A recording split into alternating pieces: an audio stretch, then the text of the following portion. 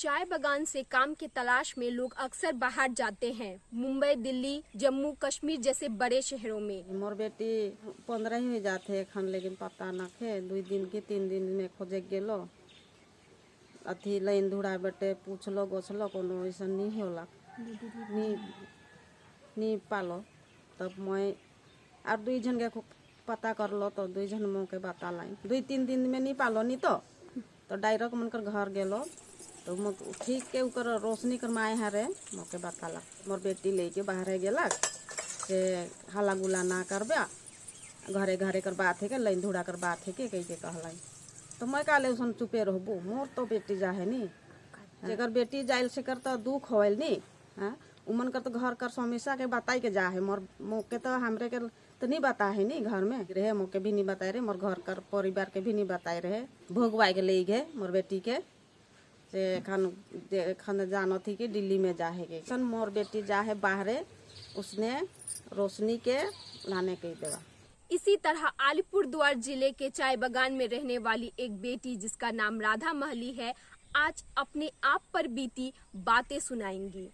मुझे किसी ने ले गया था नी और मानती, ये दोनों लेके गए थे आपको? पहले तो ऑटो में लेके गया, उसके बाद में ट्रेन में लेके गया। मुझे झूठ मूठ का वो बहाना करके ले गया। क्या बोल के लेके गया था आपको? गया था मुझे बोल के गया था कि भैया ने सब कुछ देगा, पैसा कौड़ी सब कुछ देगा और सब खाना पीना सब कुछ देगा बोल के ले गया था। कौन भैया? और रंजीत भैया।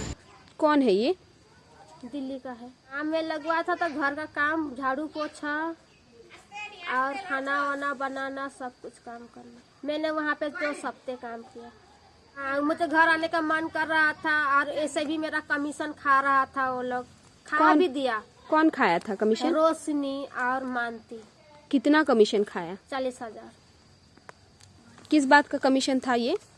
पता नहीं वो तो, लेकिन मुझे तो ले गया ऐसे ही करके और मेरा कमीशन खा लिया उसने। वहाँ पे आपके साथ मारपीट हुआ था? मारपीट हुआ। किसने मारा था? रोशनी ने पहले हाथ उठाया उसको। और कोई किस्म का टॉर्चर आपके साथ? हाँ टॉर्चर किया मुझे। भैया ने बोल रहा था कि पुलिस से मैं वो करूँगी, उसके बाद में तुमको भी मैं ले जाऊंगी। आप दिल्ली गए तो वहाँ का एड्रेस वगैरह कुछ आपको पता है? कहाँ लेके गए थे आपको? गुड़गांव था एकदम। इंसान लोग तो वहाँ पे भर गया था। अच्छा, बहुत सारे लोग थे? बहुत सारा लोग। कितने कितने साल के उम्र के लोग थे? 18, कौन 12, कौन ऐसे ही 10, 20। सबको एक साथ ही रखते थे? सिर्फ लड़कियां थी यहाँ पे? लड़की, कोई जेंट्स नहीं था? भी था ऊपर में था, लेकिन एक कमरा में सिर्फ लड़की। हाँ। तो वो लोग को कहाँ लेके जाता? वो लोग को ना सब सेलिंग करता था, मतलब कोठी कोठी में। आपको कैसे पता चला ये बात? ऐसा मुझे पता है। वहाँ पे जाने के बाद में पता चला? पता चला। तो यहाँ से आपको क्या बहला फुसला के लेके गया था? हाँ, बहला फुसला के ले गया था। तो आप क्यों आ गई वो लोग के बात में? क्या सोच के? क्या करूँगी दीदी, सुनो, अब एक ही गांव का है इंसान, है ना, एक ही गांव का है, तो मैंने भरोसा करके मैं गया था वहाँ से। वो सब करेगा तो मुझे तो पता नहीं था। हाँ?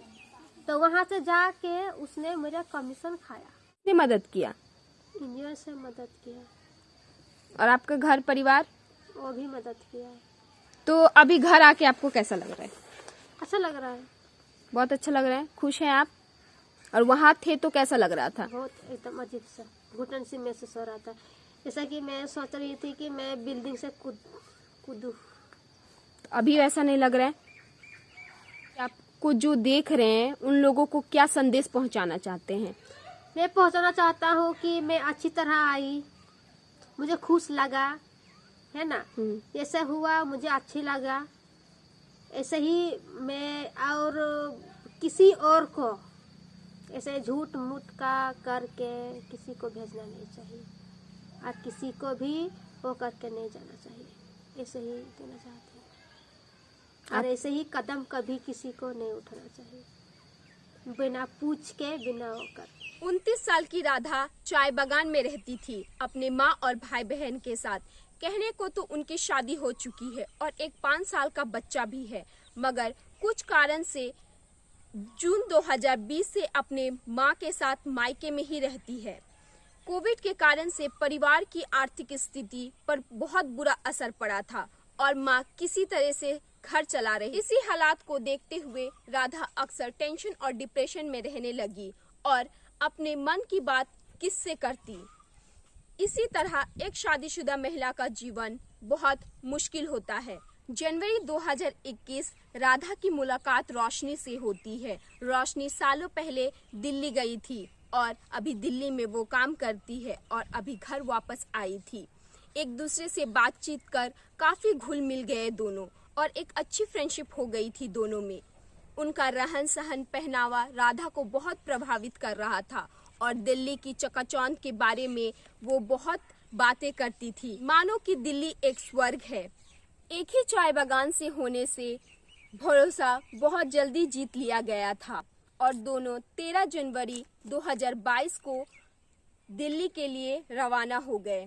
ट्रेन में कुछ अजीब सा अंदाजा होने लगा राधा को, पर दोस्त पर भरोसा था। 3 दिन बाद वो दिल्ली पहुंच जाते हैं और वहां से दिल्ली हरियाणा बॉर्डर से 30 किलोमीटर दूर गुड़गांव शहर में किसी प्लेसमेंट एजेंसी के ऑफिस में रखा गया था, जहां आसपास में मंदिर था, क्योंकि जो सुबह शाम घंटी की आवाज गूंजती थी। प्लेसमेंट एजेंसी में कुछ दिनों तक रखने के बाद उसे काम पर लगा दिया गया। शहर के किसी एक कॉलोनी में हाउसमेट का काम दिया गया। उसे 18,000 रुपये महीने का वेतन बताया गया था, पर पेमेंट मिलता नहीं था। कोठी में उसके साथ मारा पीटी भी किया जाने लगा और इसी कारण से वो वहां टिक नहीं पाई, पर उसे जबरन रखा गया था। फैमिली या नए लोगों से या फोन पर बातचीत करना बिल्कुल ही नहीं दिया जाता था। वो बंधुआ मजदूरी बन गई थी। जब पेमेंट की बात करती तो नहीं दिया जाता था और उसे बताया गया कि उसकी दोस्त रोशनी एक ह्यूमन ट्रैफिकिंग एजेंट है, जो उसे 40,000 रुपये कमीशन में बेच दिया गया है और वो अभी निकल गई है किसी और की तलाश में। इसी बात को वो चुप चुप कर अपने बहन को फोन कर बताती और अपने दोस्ती को कोस कर रो रही थी कि मैं कहाँ फंस गई। वो दिल्ली में है ये जानकर फैमिली वाले बहुत डर गए थे, क्योंकि इतने बड़े शहर में किसी से मदद मांगना नामुमकिन था उनके लिए। इसीलिए वो काफी हताश हो गए थे और कोई मदद के लिए आगे नहीं बढ़ रहा था। चाय बागान के लिए किसी का मिसिंग हो जाना आम बात है, या फिर कोई काम की तलाश में जाकर वापस नहीं आना, ये भी आम बात है। इसी तरह के मामले चाय बागान में रिपोर्ट भी नहीं किए जाते हैं, क्योंकि सामने वाला रिपोर्ट लिखता ही नहीं है। यही बात राधा के परिवार वालों के साथ भी हुआ। किसी को बोलने की जरूरत नहीं है, घर की बात है, घर में ही रहे तो अच्छी बात है, वरना बदनामी होगी। माँ बहुत टेंशन में आ गई थी और न्याय के लिए पंचायत मेंबर के पास जाती है। वहाँ भी कोई निष्कर्ष नहीं निकलता है, क्योंकि दोनों ही एक ही गांव की रहने वाली थी। फिर फैमिली वालों ने मुझसे कांटेक्ट किया। मैं चाय बागान में कोविड-19 के दौरान राहत का काम की थी। इससे मेरी लोगों से अच्छी पहचान बन गई थी और लोगों को मेरे काम के बारे में मैंने बताया था। इससे लोगों को भरोसा हो गया था। जब मैं पहली बार उनके घर गई तो मुझे थोड़ा समय लगा बातचीत कर उनकी बातों और भावनाओं को समझने में, क्योंकि मेरे लिए ये मामला बहुत ही सेंसिटिव और इमोशनल भरा हुआ था। फिर मैंने सारी बातों को जाना और फिर मैंने कुछ सोशल वर्कर से हेल्प ली और फिर इस मामले के बारे में बताया। मैंने एक एनजीओ से हेल्प मांगी जो इस तरीके के मामले में एक्टिव रहते हैं। फिर मैं परिवार वाले को लेकर सामुकतोला पुलिस स्टेशन के आउटपोस्ट हाथीपोता में गई, जहां हमारी मुलाकात सब इंस्पेक्टर डंबर सुब्बर से हुई। फिर उन्होंने रोशनी से फोन पर बातें करने के बाद राधा को घर भेजने को कहा और जब उन्होंने बात नहीं मानी तो उसे धमकी देकर ऊंची कार्रवाई करने की बात की। पुलिस स्टेशन जाने के बाद मैं अपने एनजीओ नेटवर्क, प्रेस ग्रुप और एंटी ह्यूमन नेशनल ट्रैफिकिंग पर काम करने वाले से संपर्क में रही, ताकि राधा सेफ रहे और लगातार उनकी फैमिली से भी संपर्क में रही ताकि राधा सेफली घर पहुंच जाए। पुलिस का कॉल बहुत काम आया। प्लेसमेंट एजेंसी दिल्ली से अलीपुर द्वार तक 2 लड़की थी जो कि उन्हें 15 दिन बाद वापस लाने की बात तय हुई थी और इसीलिए मैं परिवार वालों से 5 बार मिलने गई ताकि उनको भरोसा दिलाते रहूं। और बहुत से लोगों का भी भरोसा टूट रहा था जब वो लोग घर वापस नहीं आ रहे थे और गांव में भी बातें बनने लगी कि बहुत से लोग आते हैं और चले जाते हैं और ज़्यादातर लोग जो बाहर जाते हैं और इस तरीके से फंस जाते हैं वो नहीं आते हैं। फिर पुलिस में एफआईआर भी नहीं लेने की वजह से लोगों का भरोसा टूट रहा था। राधा के हस्बैंड ने भी उसे छोड़ देने का फैसला कर लिया था गांव वालों के सामने। गांव में भी लोग बातें बनाने लगे थे कि पता नहीं राधा के साथ क्या हुआ होगा और ज़्यादातर लोगों का यही मानना है कि जो लोग बाहर जाते हैं उनके साथ गलत ही होता है। लेकिन परिवार और वीवी द्वारा मेरे बैकबोन सपोर्ट के कारण मैं उनको भरोसा दे पाई और एनजीओ और सोशल वर्कर की मदद से उन्हें घर वापस ले आ पाई। राधा 20 दिन बाद घर वापस आ गई। मुझे खुशी है कि राधा घर वापस आ गई है और बहुत से लोग हैं जो इस तरीके के चंगुल में फंस जाते हैं और घर वापस नहीं आ पाते हैं। लेकिन परिवार वालों के सपोर्ट और पुलिस, एनजीओ और सोशल वर्कर के प्रेशर से राधा को घर वापस भेज दिया गया। पुलिस कर मदद होला जो बटले तो बेसी कर जोड़ होला और मोर बेटी आई जब घर पुगलक तो हे चाहत हो मैं बहुत सारा छोड़ी मने हिने हुने जहाँ है से मन कर भी माए बाप मन भी कितना तकलीफ में आए हुई मोर भी ऐसा हो जाए रहे कि मैं इतना मोर बेटी कर लागिन बहुत तकलीफ में रहो से आज मोर बेटी इंजो बटले पुलिस दरोगा करके हमरे पुलिस मन के अथी करके हमरे आज मोर बेटी के गिन लान ली घर और यह चाहत हो मैं कि औरो मन बेटा बेटी मन हिने हुने अपन घर कर आदमी के पूछ के जाइक सके। धन्यवाद करो थो मैं इंजो कर बटले भी और पुलिस दरोगा बटले भी जे आज मोर छोआ पुता हंसी खुशी से चल आलक इतने ले धन्यवाद करो थो। सोशल वर्कर भी हूँ और अपने गांव समाज में मतलब किसी को हेल्प करना या कैसे समाज सुधारक कार्य करना ये सब काम करता हूँ। एक दिन अचानक हमारी बातचीत हुई तो वो उसने बताया कि उसकी बहन घर से लापता है और वो काफ़ी परेशान थी खोजने के लिए। उसने रिश्तेदारों को फ़ोन लगाया, नहीं मिला कहीं भी। तो काफ़ी दिनों के बाद उसका कॉल आया एक उसके घर के नंबर पे कि कॉल आया कि वो फलाने जगह पे दिल्ली पहुंच चुकी है और वो एक किसी एजेंट के माध्यम से गलत तरीके से किसी के बहलावे फुसलाने में आकर वो दिल्ली चली गई और उससे मतलब गलत काम करवाया जा रहा है। तो उसके घर में मदद के लिए आवाज़ लगाई कि हाँ हमें मदद करो, हमें वापस जाना है घर। तो फिर मैं उनसे बात किया पार्वती से। तो फिर मैं अपने टीम को लेकर टीम के साथ बातचीत करके उससे जिस नंबर से कॉल आया था उस नंबर पे हम लगातार कॉल कर रहे थे कि किसी भी तरह हमारे उसकी बहन वापस आ जाए। हमारे काफ़ी प्रेशर देने के बाद उसकी बहन वापस घर आई।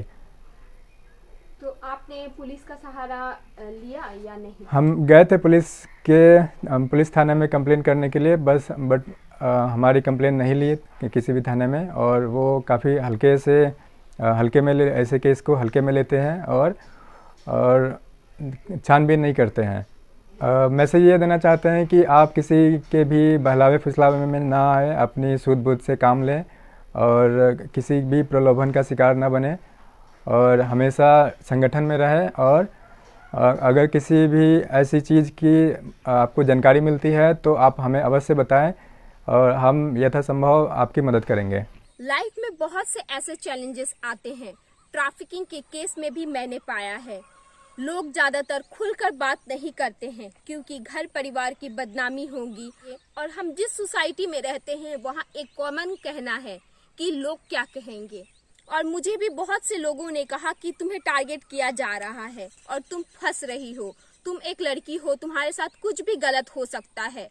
लेकिन मैंने कहा लोगों का काम है कहना और मेरा काम है चलना।